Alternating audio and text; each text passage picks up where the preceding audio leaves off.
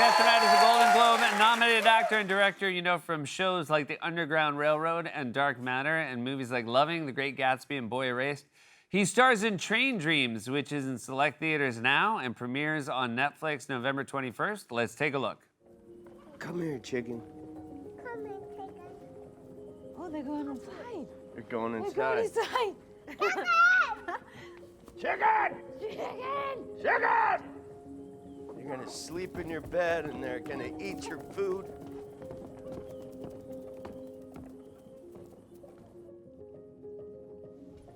She's like a different person every time I see her.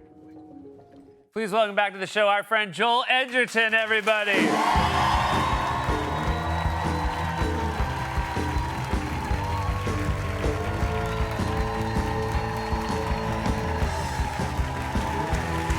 Yeah, right there. Welcome, buddy. How are you? Good, very good. It's Happy to been be a back. minute. Yeah, I was just thinking back. Someone showed me a photo backstage of 10 years ago Yeah. that I was here. First time we met. Yeah, I think we hit it off. yeah, big time. And here we are. We're still at it. You keep A lot's inviting me happened. back. We both of us, none of us had children then. No, Neither of us. neither And of now you've got a couple of 4-year-olds. I got 4-year-old twins. Yeah. Last time you Yeah, were. look at children, see? Yeah. Chicken! By the way, those chickens, Yeah, very good in this film. remote control. Oh, remote control. Because I was saying, usually you don't get chickens to be that good. But, so there was tons of CGI in this movie. Chickens, dogs, what else we got? We got all sorts of animals in there, horses. The child actor in the little girl is unbelievable. Katie, yeah. Yeah. It's amazing you could do all the research, all the preparation, and then a child just comes on and goes, chicken! And everyone goes, oh! Look at the girl, look at And then the director's like, chicken's not in the script. that. No. Can someone tell her chicken's not in the script? Someone once said, I don't know if I've ever, I feel like I'm going to regurgitate old jokes, but someone said, no animals were harmed during the making of this film. And this crew member goes, what about catering? Yeah, that's true. And I was like, Yeah. There's a lot of, yeah. got a point. Got a very fair point. Last time you were here, you were saying your kids were into Bluey. Are they still into Bluey? They're still into Bluey. They're still into all things animation. Yep. They're starting to understand that. Like, they're always like, what do you do when you go to work? Yeah. And now they're starting to understand sort of what I do, but not really. 'Cause Very little of your work is for them. they saw a billboard of me in LA, and my daughter was like, why are you up on that big bit of cardboard up there?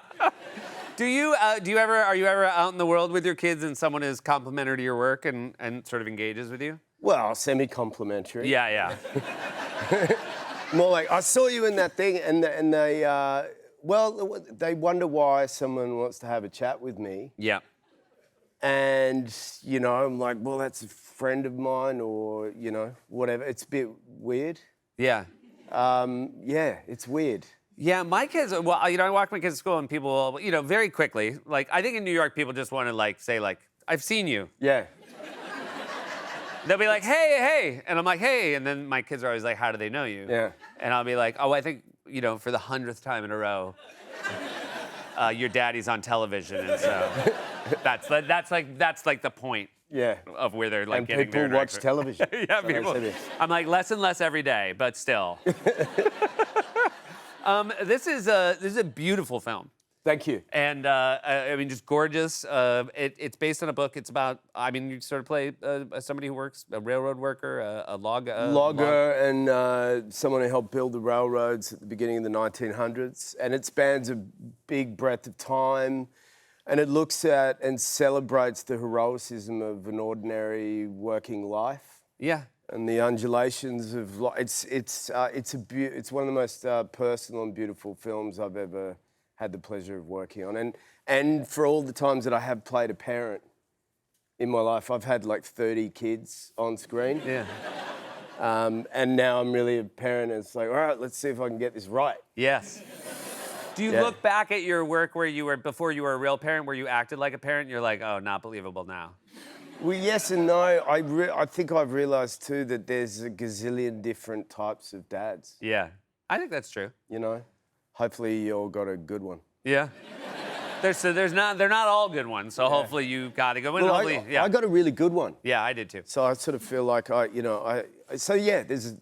no one way of being a dad, but we had a set of twins, you know, as they always do with filming, and we had one that was like totally disinterested in anything we were doing, didn't play by any of the rules we wanted, and the other one who was totally game, and the director was like, all right, so I guess we get the one that doesn't care for us for this scene, and he'd literally pick according to the scene. Right, if it was just like looking longingly into the woods, it's like, yeah, get the one that's mailing it in.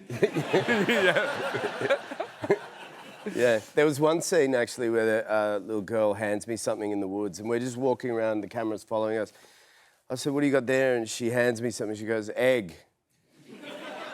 And it was some petrified, or like some dry poo. I'm like, yeah. That's a good bit. I guess it looks like an egg. That's a good bit. Yeah, and it's in the film. Oh, great. Yeah. You're wonderful in the film. I will say maybe the least amount of dialogue you've ever had in sort of a lead role. That's why I'm wonderful. Yeah, yeah.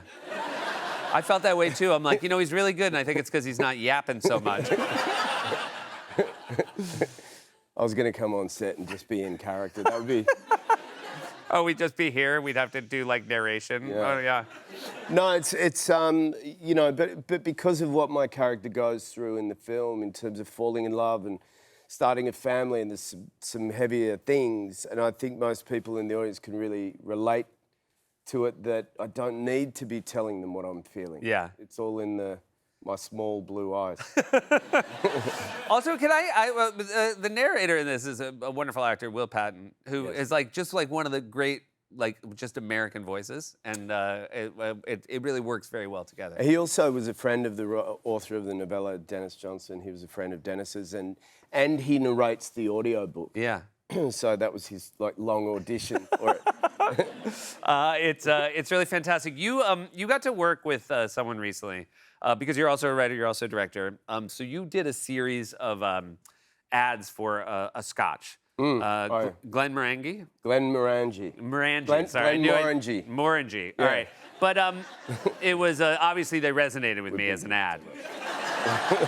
You know, they were like, we'll give you 12 ads and make sure at the end people know how to say it. Yeah. But you were not the star of it. The star of it was Harrison Ford. Harrison Ford, yeah. And they're fantastic and they're really funny, and some of them feel like short films. But what was your experience with Harrison Ford like? Amazing. I mean, the ads are, or the short films are kind of about Harrison being asked to go to Scotland to do an ad and refusing to do the ad that they want him to do. And then through his experience in Scotland, deciding to finally acquiesce and do the ad. All he wants to do is sit in a chair by the fire and drink whiskey, but... You know, they want him to go up a mountain and be cool and tough. And, and a part of it is his questioning, you know, whether he's still cool or not. And obviously the answer to that is yes. Yeah. It's also, I feel like we're in a really... He's also like reached this level of icon where I think we're all fine with him being a little irascible and grumpy.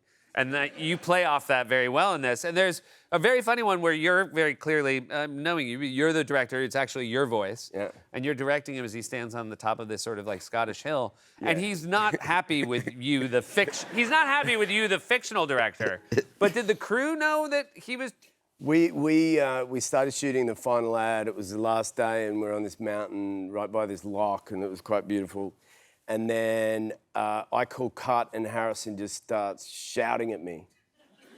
And the entire crew, we hadn't really told them that was a plan.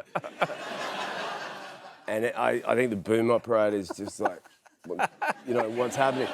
And it works really well. But I mean, Harrison, I watched, you know, dozens of interviews of him before I even started writing the things. And it was like, there's a part of him that has this persona that's quite, you know, grumpy or whatever, and we play into that. But the other part of him is very childlike and playful, it's a really interesting sort of dichotomy, and we make use of that. And he was the best person on set, like just so cool. Also, I know you've been doing this for a while, but hopefully you can like fully appreciate the fact that you and Harrison Ford are friends now is like that's beyond what any child of our generation could ever possibly want. Yes, yeah, that's true. Because when I look back on my life as not as an actor, but when I was a kid, I didn't want to be an actor. I wanted to be people like Indiana Jones. Right, And right. That was definitely one of my fantasies. That film, I wanted to, that's what made me dream of movies. So then to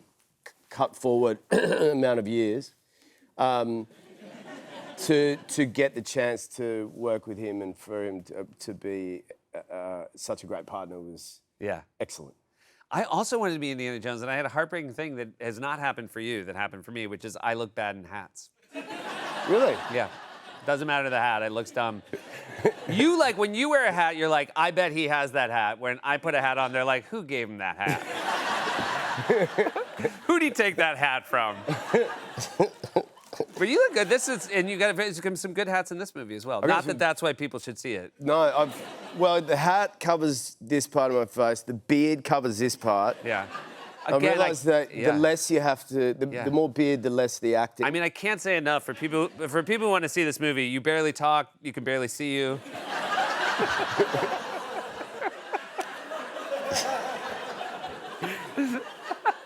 Yeah, rush out, rush out. It's a stunning film, and it's just so great to see you. You got to come back soon. Thank you. Love you, buddy. Thank you. Joel